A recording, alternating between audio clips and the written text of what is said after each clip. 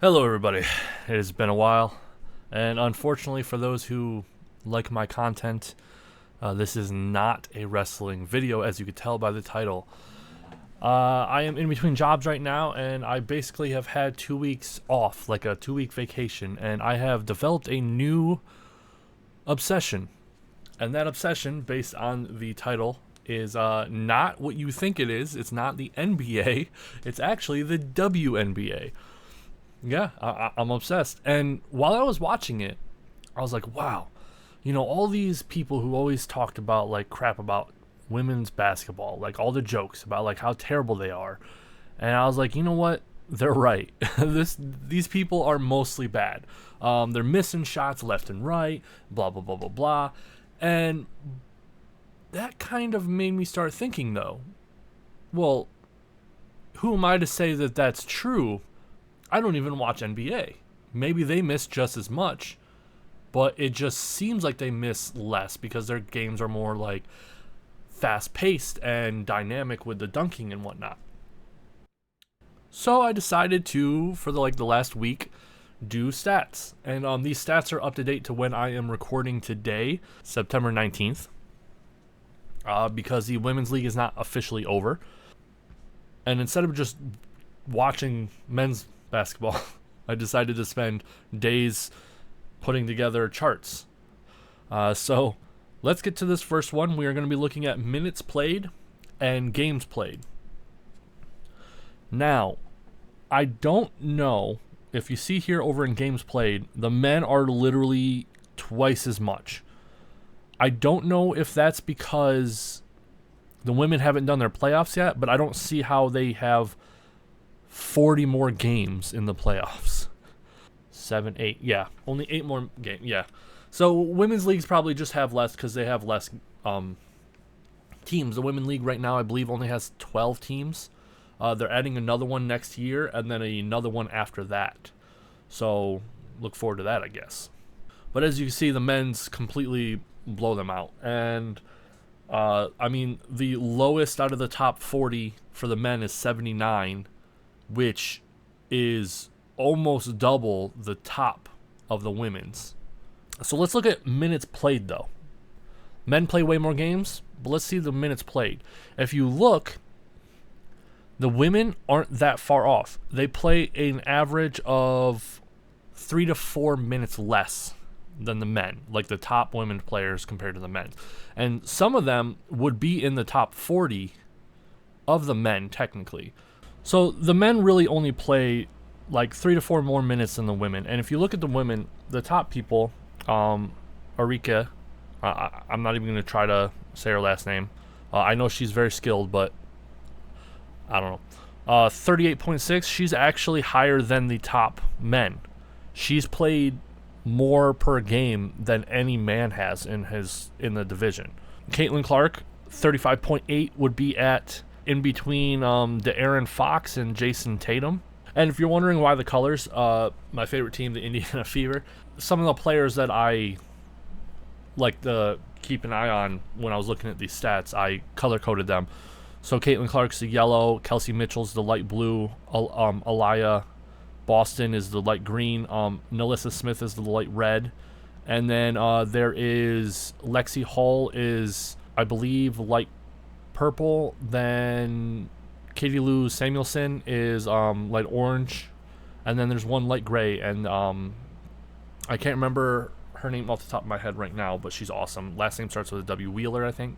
So like the lowest woman player, 26 minutes, isn't that far off the lowest men. I mean, it's a decent amount. It's almost 7 minutes less. So, but if you look at the average, it's not really that much of a difference. So the women are working hard in their games. Now, the men play much more games, so that could be seen as more exciting. So let's move on to the next one. Boop, boop.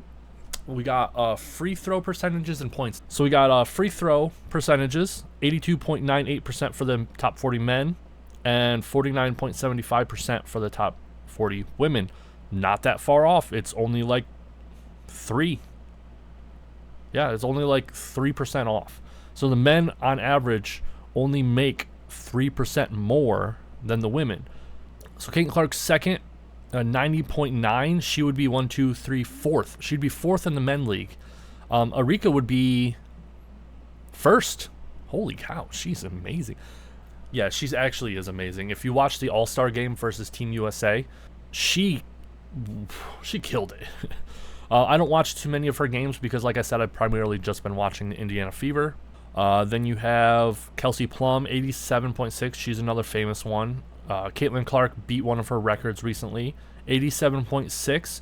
That would put her right here above this guy and right below Joel Embiid. There's really not that much of a difference. Yes, it drops down all the way to the last person on the top 40 being 57.8, Nalissa Smith from the Indiana Fever, compared to the last person on the men's at 65.7. But as you can see, their averages aren't that off. Moving on to points. These are total points. These are the top 40 point makers per game in the men's league and the women's league. And this is where it finally starts getting separated. As you can see, the men have a 25.06% scores per game average, where the women's is 15.49. 25.6. The average of the men's would be second place in the women's. That's the average of the men's. The top woman, Aja Wilson, 27.3. She would be sixth place, right above Kevin Durant and right below Jalen Brunson. Caitlin Clark here, 19.1. She's tied with Sabrina Ionescu, which that probably annoys her. 19.1. They wouldn't even be on the men's list. That's the difference between the amount of points per game.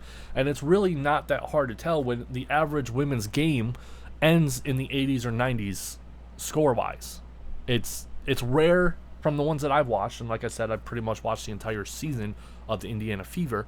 It's really rare for them to go over 100, and from my understanding with the men, I'm pretty sure that's just a normal game. Is it like going over 100? The only one that's better than her on the women's list is Aja Wilson.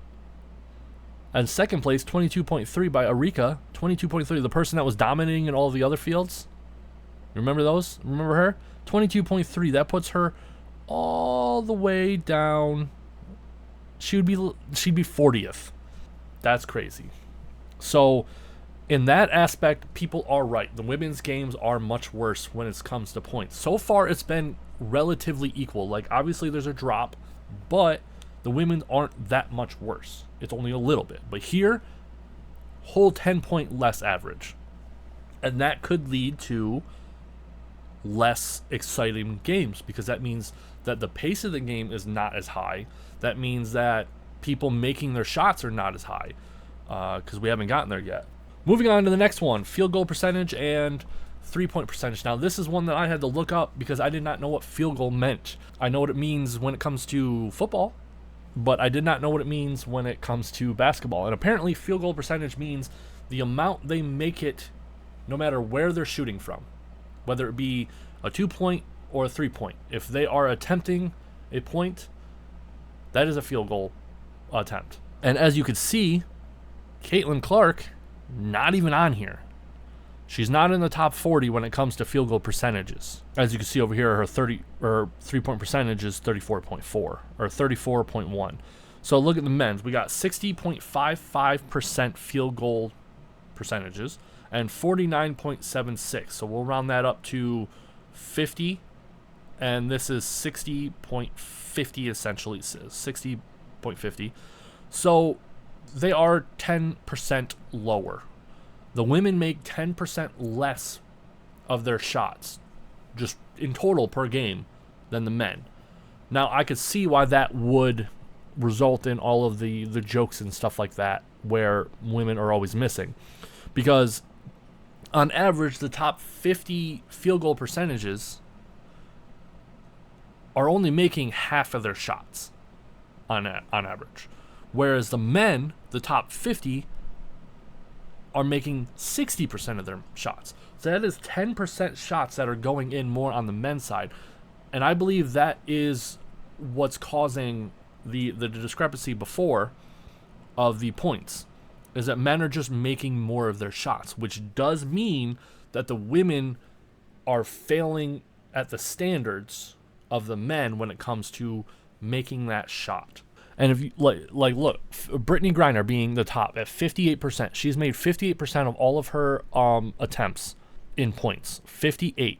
That would put her right here in between Nikola Jovic and Larry Nance Jr. She's past half for the men. And then you got 57.3 Kalani Brown, 57.3. She'd be tied right here with Larry Nance Jr. and Obi Toppin. And then it just steadily goes down. And then once you start hitting right here, where you're hitting people who are only making 50%, Tiffany Hayes and Jordan Harrison, Horston, 50%, they're off the men's list already. The lowest man is 53.7. The lowest man right here would be in between Jaquel Jones and Aaliyah Boston. It would make him 8th place in the women. The lowest 40 of the men is 8th place in the women. So now we're moving on to the 3-point percentages. This one is a little bit more equal. So both men and women are making around the same amount of their threes. 38.32% for the women and 42.03% for the men, which is anywhere from 3 to 4% difference here. And as you can see here, like Brittany Griner, 50%. Now this one is a little misleading. Brittany Griner is not some amazing three-pointer. She almost never shoots threes. She just makes half of them. I believe her three-point attempts, it's like less than one a game. So, yeah. But then you have Lexi Hall here, amazing three-pointer, amazing defense. So I was surprised to see her on the offense ones. 47.8.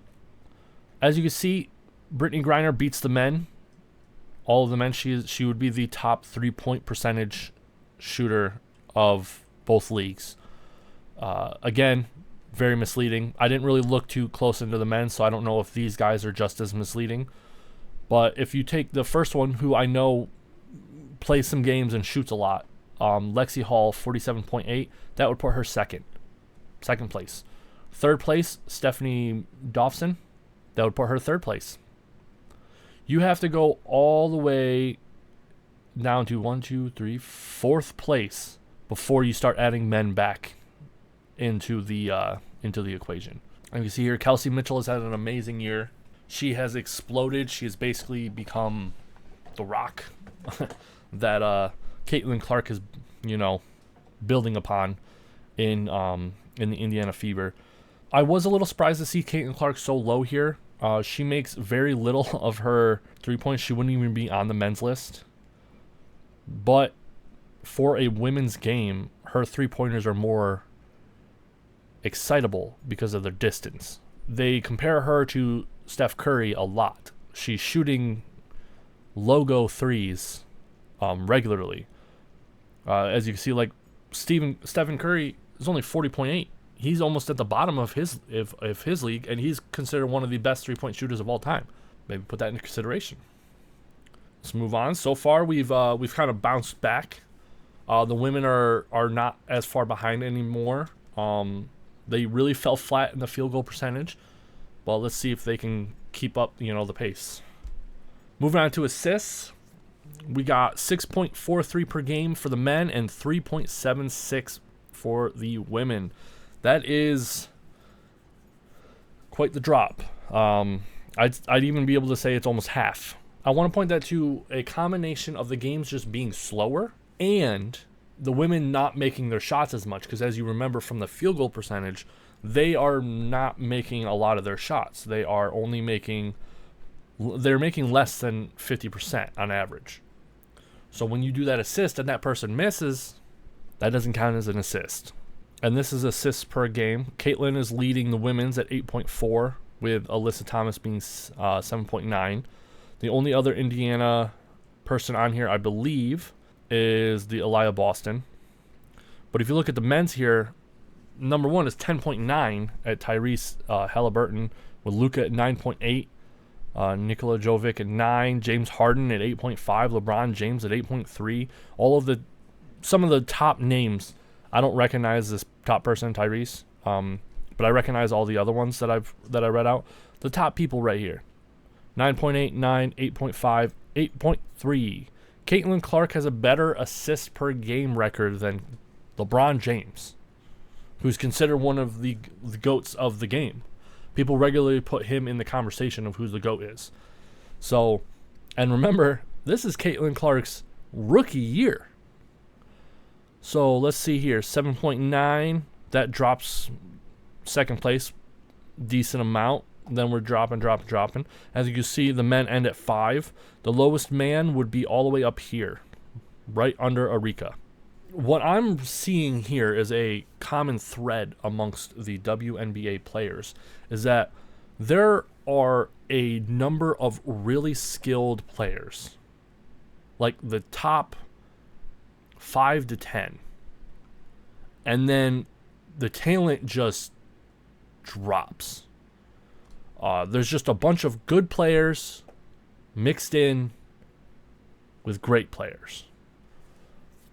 Whereas I feel like, and because men are just more physical and more skilled naturally with physical things like this, their averages are going to be better, like the lesser people, just because they can play at a higher level. But as you can see here, the top people in the women's league, I mean, they would get dominated in the men's league, but in their own league, they are pulling numbers that make the men's league men great. So, like, LeBron James is considered great for this. He's got 8.3 attempts or assists per game for the season of 2024. Or 2023 to 2024 is how they listed it. Caitlin Clark is 8.4. She has more than LeBron James. So why is she not considered great for this? Why is Alyssa Thomas not considered great? Yes, it's not as good because they would get dominated, but in their own league, they are just as good. Now we're moving on to turnovers because the women got annihilated there. I'm not even going to lie. The top, 5-6 people are the reason why that number is so high. Moving on to turnovers, we have Caitlin Clark leading again. She is the turnover machine, which is a bad thing. 5.6, she's 2 more turnovers in second place than hers. She's actually leading the men's league too by a whole 1.46. So the men turn over at 2.71%, while the women turn over at 2.22%. Now this is the first time that the women have beaten the men, because turnover is a bad thing. That means you were responsible for the other team getting the ball. Men, on average, do it more than women. Now, the difference is almost nothing. It's 2.71 and 2.22. But I just want to point out, the lowest man, 2.1, would be all the way up here. Would be halfway to the women's. Also, Caitlin Clark, please, stop turning over the ball. As you'll see later, I'm pretty sure I left it in. I have the opponent's scoring based off of a turnover, and I'm pretty sure Caitlin Clark is high up there as well. I think she's giving off way too many points. If she can get that down, she would be a GOAT. As you can see, Luka has number 4. Luka, one of the person I cannot go a day without hearing his name being spoken at my old job. His name was just everywhere. He's just amazing, great. 4 per game on average. 4. That means he's doing more than 4 some games, less than 4. And he's considered one of the best players out there right now. It's all about perspective here. So the women are not doing too bad. It's quite clear at the point we are now that the women's games are just less exciting because they are not doing as many exciting things as men. But we're not over. Blocks and field goal attempts. Now, why didn't I put field goal attempts with the field goal percentages? Because like I said, I wasn't thinking about doing a video when I started this. I just ended up doing it eventually. Let's go to field goal attempts. Now, this is where women fail again. As you could see, it's the pace of the game, less shots. They're not playing as fast, and they're not shooting as much. The men have 17.88%, while the or average, while the women have 12.52 attempts on average. As you can see, the top people here, 19.6. Aja Wilson would be down here. Oh, she wouldn't be that far down. She'd be right here. We got Caitlin Clark, really big name, 14.7, wouldn't even make the men's list. Kelsey Mitchell, been killing it this year, 15.4. Barely missed the men's list, but wouldn't make the men's list. I believe 15.5. Yep. Only 1, 2, 3, 4, 5, 6. The top 6 women would make the men's list. That's it. That's ridiculous. I mean, you have Aliyah Boston here at 11.3, Melissa Smith at 8.7, Kelsey Mitchell 15.4. You have Arika at 19.2. She's killing it this year, and she's like nothing compared to the men, really. You have Luka at 23.6. Let's see some other big names. Stephen Curry at 19.5. Kyrie Irving 19.5. Kevin Durant 19.1. Jovic 17.9. LeBron James 17.9. Yeah, the men just are attempting more. And if you remember, they're attempting more per game. Like Luka is at 23.6. But if you go back to their field goal percentages, okay, so that's a little bit of an eye opener. Let's see, Jalen Brunson 21.4. Interesting. Okay, so that changes a little bit, because if you compare the two, I've only done it for 2, but for Luka and Jalen, they have the highest attempts per game, 23.6 and 21.4, but they don't even make the top 40 of actually like making it in. So they're making barely 50% of their shots, because the lowest field goal percentage is 53.7 on the men's side. Let's do one more. De'Aaron Fox, 20.9. He doesn't even make top 40. Okay. Huh. But let's look at the women. So Aja Wilson at number 1, 19.6. She attempts almost 20 shots per game. She's in the top 40, 51.8. Arika, 19.2. Uh-oh. It's not looking good from women. I thought I caught something here. Kayla Copper, 17.2. Yeah, that's just the comparison, or that seems to be the trend with the people who attempt the most points aren't in the top 40 for percentages. So these numbers look good, but it also, they're not making them in most of the time. But I mean, you make 50% of 23.6 right here for Luka. That's, it's like almost 12 points. Or not 12 points, 12 made in. It doesn't seem like the women are that much different than the men. It's just their quantity is lower. I thought I found something where maybe the men were like attempting way more shots, but they weren't making as much in. But the women seem to follow that too, except for Asha. Caitlin Clark is 14.7, and she wasn't even on this list. Yeah, so it seems like it's the comparison is just lesser by 5 shots per game. So the average is 5 less shots per game per player. That's not bad. That would be if all of those shots attempted were twos. That could be a potential of 10 more points. If they were all threes, potential of 15 more points. So it makes sense.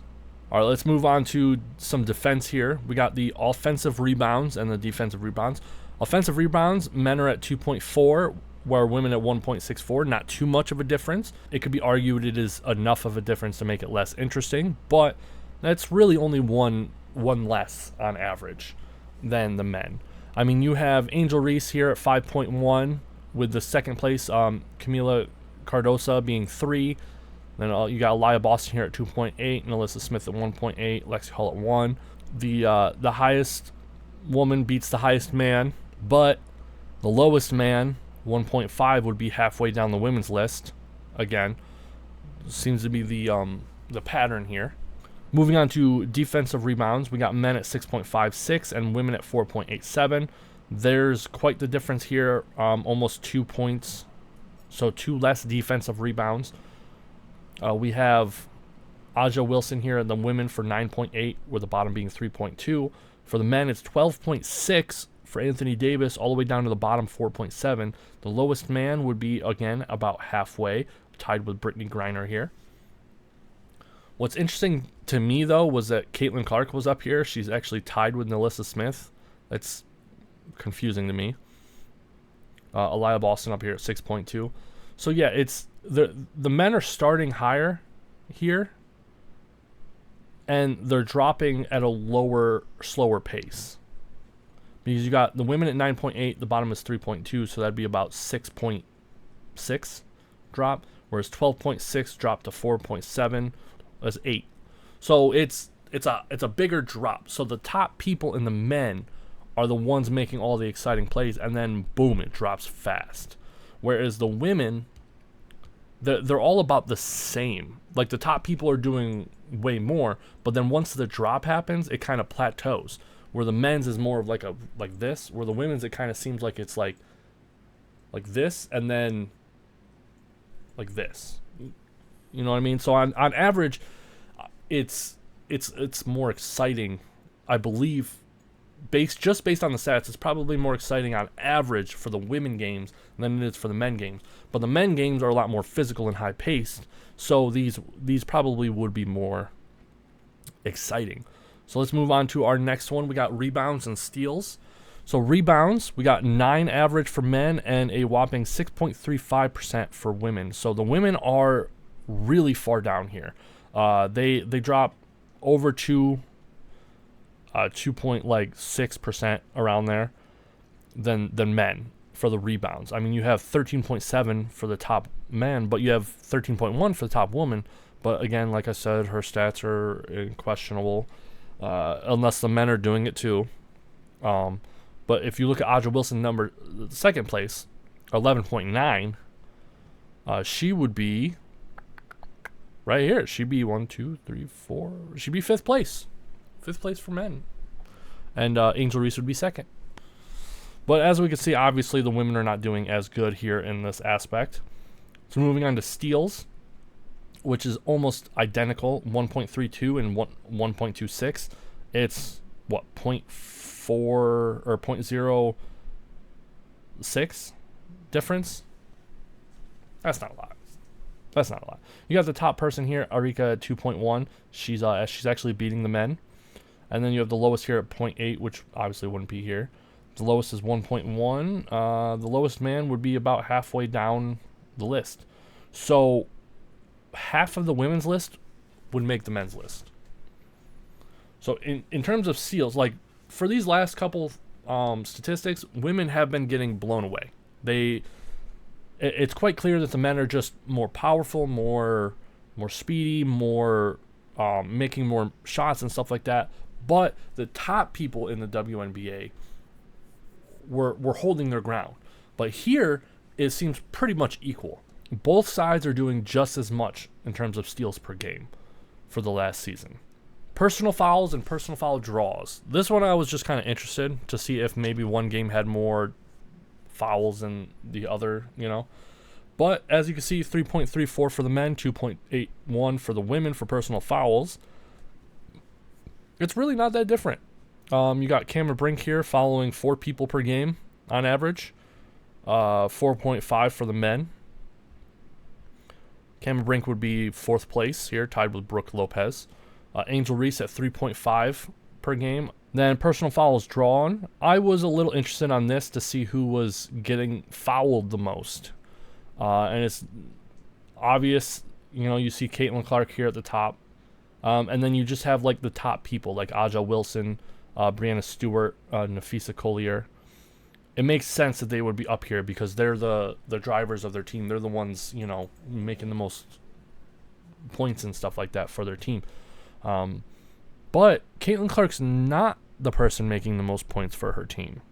Because if you go back to the points, Caitlin Clark is right here with Kelsey Mitchell being above her.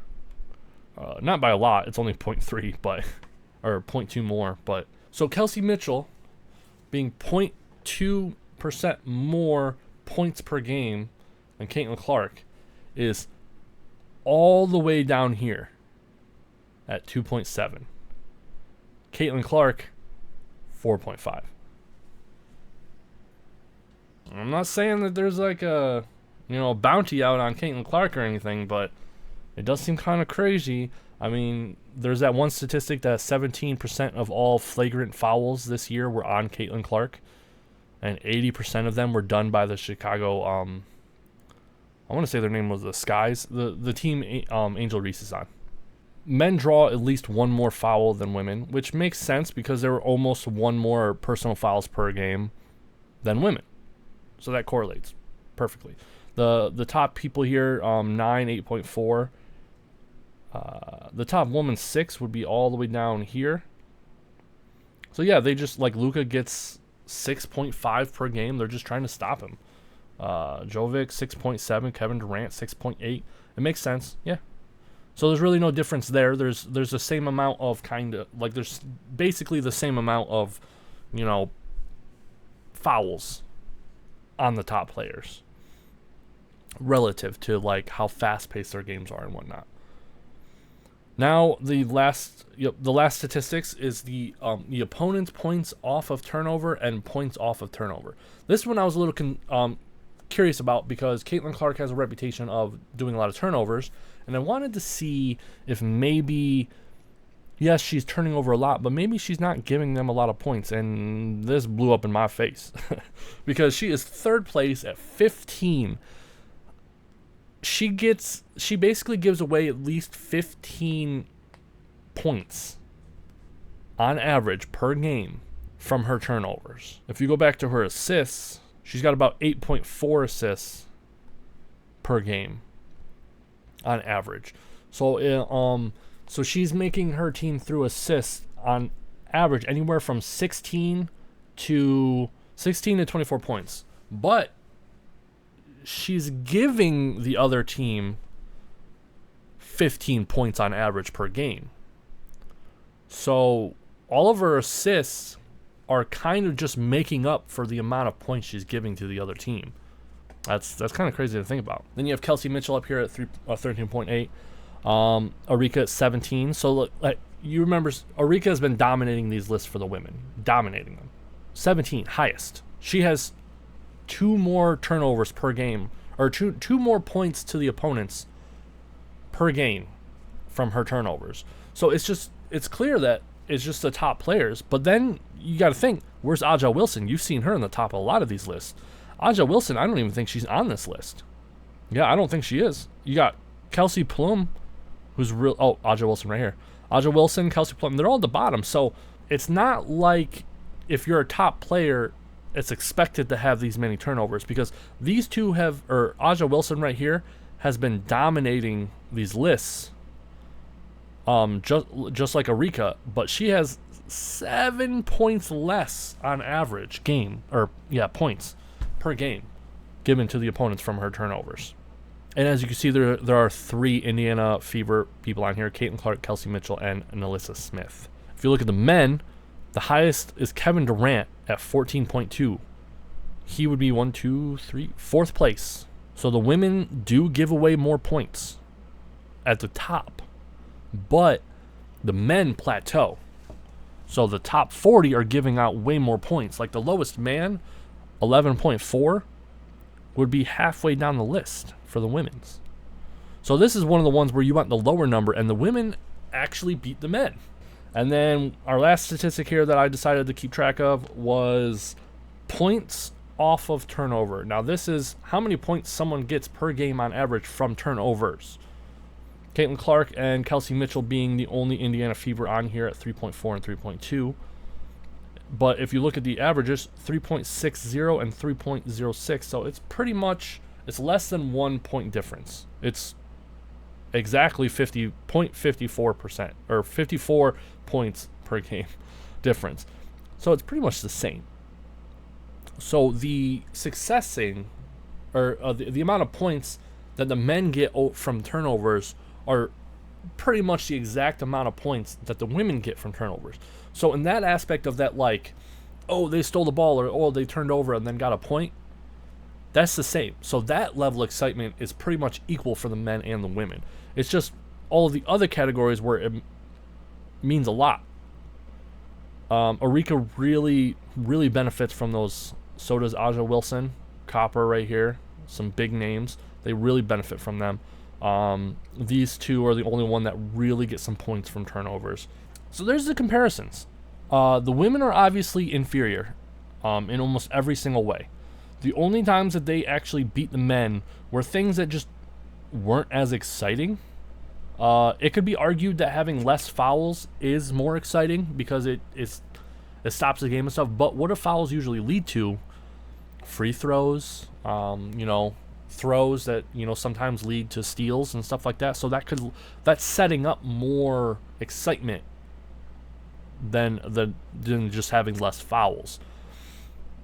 But yeah, the women, they just get dominated in almost every aspect. So do I feel like it is accurate to show them as lesser by that much? Like all the jokes and stuff like that. And honestly, looking at all of the statistics that I just looked at, and all the comparisons and the revelations and whatnot, I would say that the jokes are warranted. They are just not as good as a game to watch as the men. I mean, it's just, you have twice as many games to watch for the men. 10 more points on average than the women. Like, that's insane. They make more shots than women by almost 10% more. So that whole joke about them missing shots, that's just 100% true. The average for the WNBA is less than 50%. Whereas the men's, it's 60%. They're only missing on average 40% of their shots, whereas the women are missing 50%. So yeah, it's totally warranted.